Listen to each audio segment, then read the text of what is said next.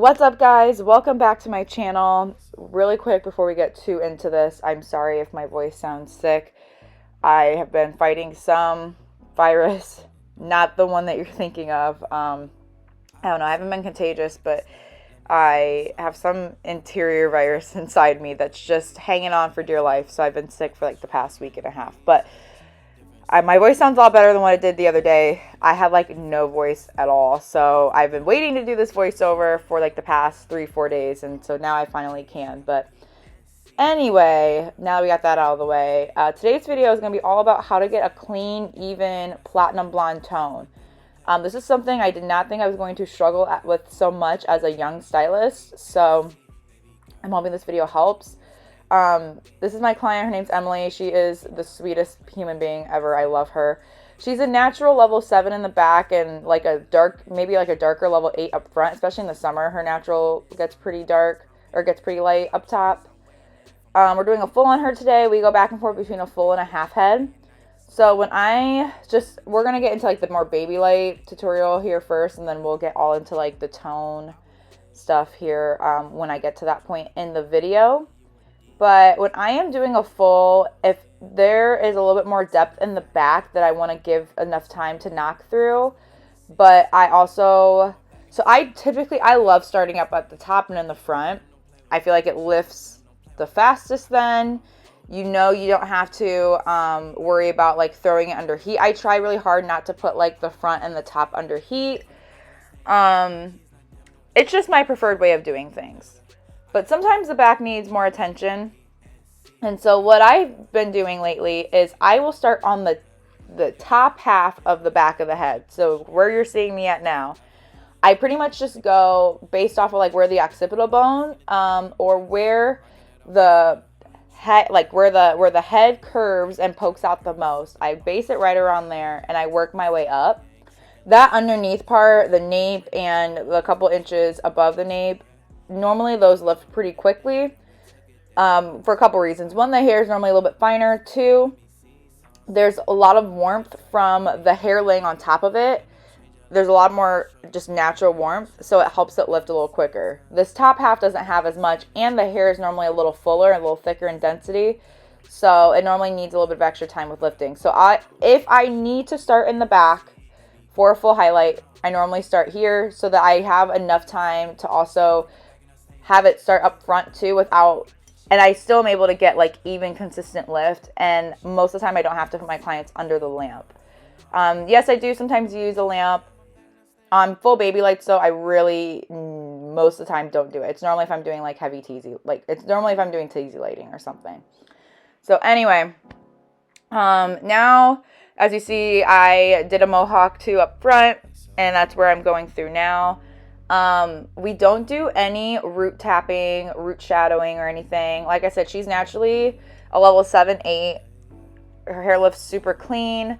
We do like a icy platinum blonde. So, and then I just do very, very fine baby lights that, because her natural is on the lighter side, it grows out. As long as I place the highlights fine enough and close packed together enough, it grows out pretty softly for her. And then she knows that in order to not do a root tap, she just has to come in at that 8-week mark. I really don't like any of my clients to come in any longer than that if they're not doing a root tap, because that's where it just doesn't grow out as seamlessly for them. And I just kind of explained to them that I can't guarantee like my quality of work will last as long if you don't do like what's recommended, kind of.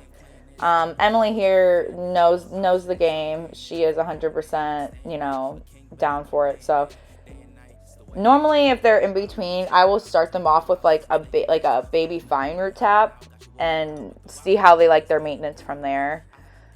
Because some people can make it work and some people can't, and that's okay. I am one person, I'm very low maintenance with my hair, so I would do as much as I can to keep it as low maintenance as possible. So there's nothing wrong with people that want to be low maintenance with their hair. The weeks go by quick, and we're all very busy people, so it just depends. When I am doing these packed back-to-back baby lights without a root tap, I'm most of the time am going to be weaving. You may see me incorporate some slicing on like the interior part of the side sections if I want to pack in a little bit more coverage. And I will do some fine slices that are back to back for the money piece. But especially this mohawk area where her part is, I am going to be weaving because that's going to mimic strands the most. And again, you just have to pack them in back to back to back with the most minimal layout as leave out as possible. You guys can tell I haven't done this in a minute. So I apologize. When in doubt for these, weave. Don't slice, especially if you're not root tapping. And again, that just gives it the most seamless result. I've done slicing before in the past without root tapping, and it just doesn't grow out as seamlessly. So anyway, for her money piece, so when clients are a full Babylight, it is kind of harder to like have them have a full money piece. Why? Because they want to be a bold blonde all over.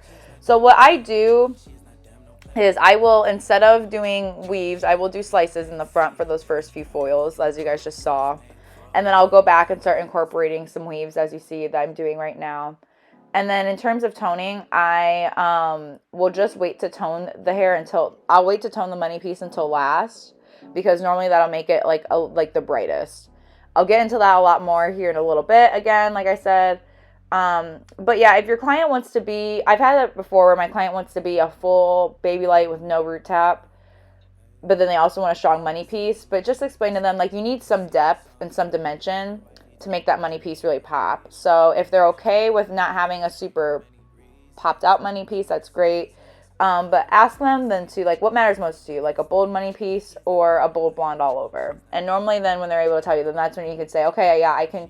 Again, if they want to be a bold blonde all over, you can say, again, it's not that we can't do a money piece, it's just not going to stand out as much, because what is behind that money piece is going to be just as, or not, like very close to as bold as that money piece part. Again, it's not going to pop as much if it doesn't have any depth to stand out upon. So that's what works best for me with explaining that to my clients. Sometimes they go back and forth. I have some clients that will do like a bold money piece one appointment, and then they'll do like more of a highlighted appointment the next. That's totally okay too.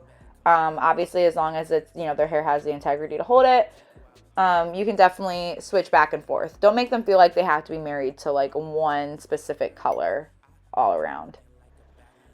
So here we are moving along to the side. The side sections, I really just foil based on like the curvature of the head and the growth pattern too. And I've had some people ask, like, how do you determine that? So what I just do is I just take the section out and I just see where it's naturally falling, and I base my angle and my section from there. As you see, like right here at this section I'm working on, this is falling a little bit more on top of the ear, a little bit more at a horizontal, not as much of a diagonal. And it's not going to go as much forward as it's just going to go straight down. So that foil right there is going to be a little bit more horizontal. But then this one right here, because it's more closer to her hairline, it's going to be falling a little bit more in front of her face. So that one's going to be, again, that foil is going to be pushing towards her face a little bit more too. So I let the growth pattern and where her hair is naturally falling at and the curvature of her head determine how to make my section. That's what works best for me. I had the hardest time as a young baby stylist figuring out how to place my foils, and I would be like fighting against the growth pattern, and that takes twice as long. I ended up learning, like, that's why my foils are taking forever. Now my foils take around the same time, but I'm doing a lot more detailed work than I used to do. So I say now I'm not as much of a slow foiler as I am a detailed foiler. Like, she easily had probably 120 to 150 foils in her head, and the appointment itself took me around like 3.5 hours. So really, for that amount of foils, it's really not that bad.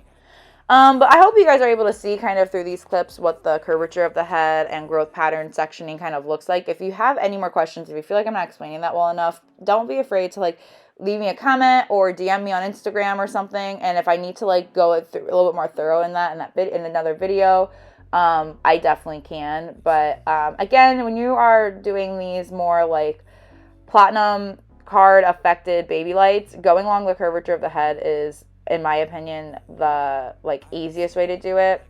And again, just letting the sections tell you where they need to be placed is, again, the easiest way. As you guys see, I'm doing these foils up here more horizontal because that's how her hair is falling at this more top part of the head, more horizontal.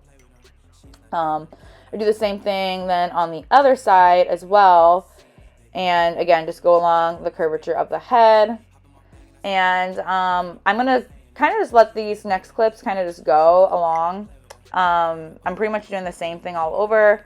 And then when I get to the back, you're going to see me start in the nape area, and I'm going to work my way up. So anyway, I'm going to shut up, and I'm just going to let you guys keep watching. And I will pop back in when we get to the bowl and do the toning part.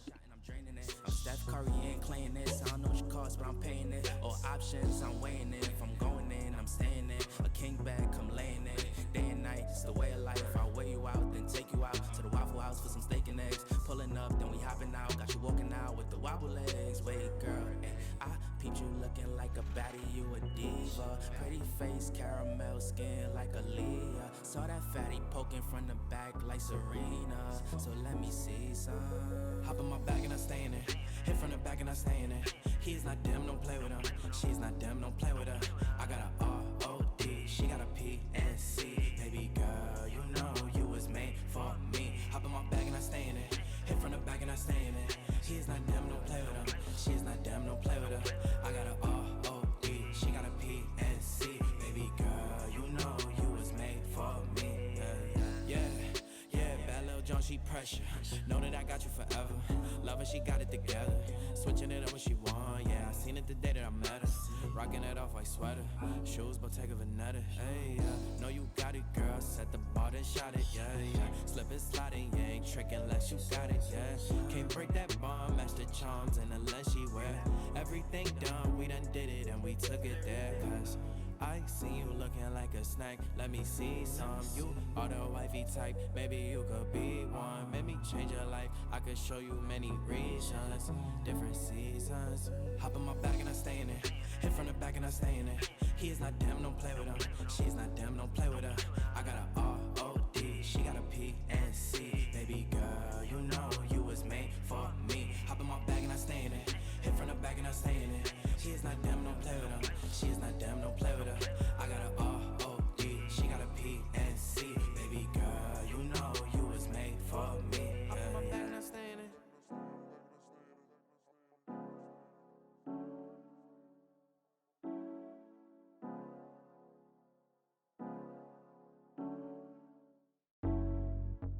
Okay, so I know I just told you guys, kind of gave you an idea of what I'm doing here for the back, but I wanted to give you guys a few tips. So this can get a little awkward and uncomfortable. So what I normally do is I will push these foils up. I will even do this when I'm teasy lighting. I know it gets kind of heavy for your client. Just tell them, it's only 10-15 minutes. You gotta remember, they're working for you. Yes, you are working for them in terms of getting them the color that they want, but in order to do that, they have to work for you a little too. So if they need to look down for a little bit, just tell them, be like, I promise I'm going to do this as quick as I can. Just look down really quick. Yes, these foils are going to be kind of on top of your head. But the more that they're able to cooperate with you, the quicker you're going to be able to do it as well. Again, Emily is a trooper and does not complain at all. So Emily, if you're watching this for some reason, I love you. You're always so cooperative. And it really doesn't take that long because there isn't that much there. Like if you're a fast enough foiler, it maybe takes an extra like 7 minutes or something. Not anything too crazy. But again, going along the head shape and the growth pattern. And again, these foils normally lift pretty relatively quickly because they have the heat from the scalp and the other hair laying on top of it to help it with that a little bit more. So she sits and processes. She only normally has to sit for like 20-ish minutes. And that's the other key too, is again, smart foil placement. You only have to let your client sit for 20-30 minutes. If you start at the more like longer to lift areas and you work your way to the more quicker areas, and you make your developer, like you make your lightener formula smart as you go, they only have to sit for a few minutes maybe. I start with 10 volume on her and then I work my way all the way up to 30. So anyway, we're here at the bowl, rinsing all of these, all the lightener out. Make sure you're really thorough with this. And make sure you don't leave any lightener left in the hair. I make sure to lift her to a level 9, like a level 9, 10, like the more inside of a banana peel. I don't need her to be a full level 10. That's kind of where you're compromising the integrity of the hair. And even though we do an icy blonde, I prefer to make the hair icy. I just need a little bit of help from like a good lift to help that. And then tip number 1 for an even tone. Don't use purple shampoo at first. I have just recently, within like the past 6 to 12 months, have started using either a clarifying shampoo, or what I'm using here is a detox shampoo. I'm using the Metal Detox shampoo from L'Oreal. This helps to get out any impurities, any metals from the hair. Something else you can use too is you can use a clarifying shampoo first. And then if you need to, if they have a little bit of mineral buildup, and if you don't have a demineralizing shampoo, Malibu's blonde, I can't remember what it's called off the top of my head, but I know it's like a quick blonde or their blonde packet. It's light purple. I use it all the time in the salon too. Something to get those minerals and that buildup and any extra toner out of the hair. Either a demineralizing shampoo, a clarifying shampoo, or a clarifying shampoo with a Malibu blonde packet is perfect. And then if you want to pre-tone like I'm doing here, then go in and pre-tone. When I pre-tone, I start off in the ends of the hair and I work my way up. Also too, since everything is fast forward here, you can't really tell, but I took my sweet time working the shampoo for both the mineralizing shampoo and the purple shampoo. I took around like 2 minutes getting that thoroughly in the hair, because when you let it sit in for a little bit, then that's when it's able to take its time to get that gunk out. And for toning shampoos, it gives a little bit of time to tone as well. You can tell here, her hair, now that her hair has been demineralized and pre-toned, she doesn't really need a toner, which is beautiful. I love that. Not every client is like that. But for my clients like this, I tell them, don't use purple shampoo unless you absolutely have to. I know Emily, I don't think she uses it a whole ton, and you can tell when she comes in for her appointment, her hair is not way too dark. If you do have clients that do come in with purple shampoo buildup, instruct them, say, I can't guarantee a clean lift of your blonde if you don't stop using purple shampoo for about like 3 to 4 washes before your next color appointment. That gives it enough time to fully get out and to reveal that true canvas underneath. So what I did first is I am using Olaplex's 4-in-1 mask. I love this stuff for like a toner or for a treatment underneath. This helps to, 1, treat the hair, and 2, it helps to even out the porosity as well. And I will let that sit as I root tap even too, and while I tone. And what I'm doing here is, as I'm toning, I am either doing the roots first, or in the back section too, where there was just a little bit of darkness still, I tone those ends first as well. And then I work my way up to the top. And as you guys see here, starting up here in the roots, where the hair was freshly highlighted at, it needs a little bit of extra toning. The ends, since they're a little bit more porous, just since she is blonde, it's not damaged, it's just a little bit, again, more porous, so it's just going to grab it a lot easier, especially in these front sections. It also will help to give it a little bit of a shadow rooted effect if you start at the roots first and you work your way through the ends. And just use that nozzle of your color bottle to like work your way through the hair. And I don't know if you guys saw earlier too, don't be afraid to bring clips with you to the bowl too. I definitely used clips at first when I was doing like the very underneath most part, just because I wanted to get all that hair out of the way that I didn't need to tone with first. And now, as you guys see, I'm working my way up to the money piece part. Now this money piece, I started in the ends and I worked my way up to the roots, because I knew that since those were like super freshly lightened, and again, the money piece part is a little bit more porous too, I knew if I started in the root part of the money piece, it would grab a little too silvery, and we didn't want that. And then you guys just saw here, I actually rinsed out the very endmost part first because I could tell it was ready. And then I'm letting the mids and that money piece sit for a little bit longer. Especially on these platinum blondes, you do have to be very diligent about when things are ready, because the second that they are ready, you want to make sure that you are rinsing it, especially if you're using Shades EQ. Now I'm using Oligo here. I will list my formula down in the description box below. Oligo's pretty good about not overtoning. However, when you are using ashes, you're going to overtone no matter what the line is. So just keep that in mind, especially on these bright level 9, 10 blondes. And I just finished off by using Olaplex's 4P Purple Shampoo. And then I'm going to condition using a hydrating conditioner. Any hydrating conditioner would work. I love Unite 7 Seconds. If the client doesn't need purple shampoo at the end, don't feel like you have to do it. I will also sometimes mix in 4P from Olaplex with a hydrating shampoo also. Again, on her, just she likes to be a nice icy blonde. A little bit of extra kick doesn't hurt. And then I always tell her too, your hair has been freshly purple shampooed, so that means that you're good to go until you really start to see a lot of yellow. And this is the after, you guys. I am so obsessed. Again, she's got dream hair. And as you guys can see, we've got a clean lift all the way through the roots to the ends. We did not need to use any lightener on the ends. So that helps to keep her hair super healthy. I understand sometimes that's unavoidable, but I always try to avoid it as much as possible. Again, on these level 9s too, to keep her hair as healthy and bright as possible. But again, instructing your clients to care for their hair at home too with professional products and not overusing purple shampoo. And if they do have hard water, using a shower filter. Those are things that can be done as well on their end to help make your job easier, so you're not having to compromise their hair. So make sure you're educating your clients too as much as what they can do to make your job and their hair easier. Okay, that's it. I'll see you guys in the next video. Bye.